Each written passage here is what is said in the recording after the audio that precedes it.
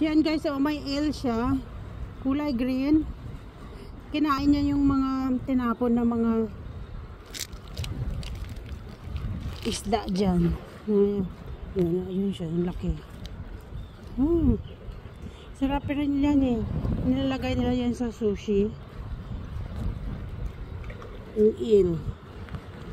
So ayun, kumuha siya dito ng dyan, yung mga isda na pinagpipilit ng mga taga rito, mga fisherman. So yung daming dilis.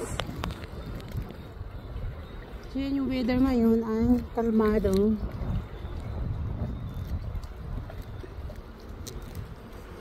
Yan, marami siyang pagkain dyan. Kapalikan niya yan mamaya. So hello, good day everyone. So yan, pupunta kami doon. Hala, ang daming dilis.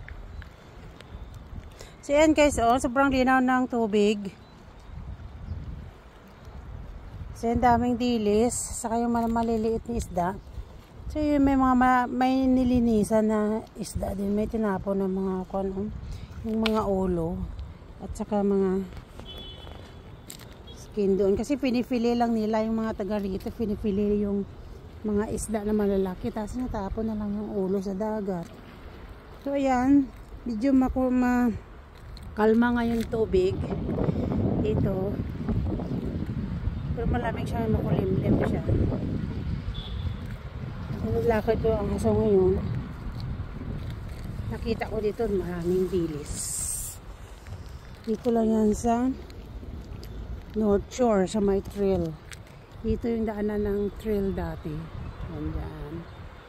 Yan. Kasi mga bahan ng mga gilid. So ang ganda ng panahon ngayon, dami doon, daming isda na mayroon pang siyang eel doon ng green. So yan guys, oh, yung kulay green, yan yung eel yun eh. Kumakain siya ng yung mga isda na tinapon. Yan, napakalinaw. So yun lang guys, video for today. Thank you for watching.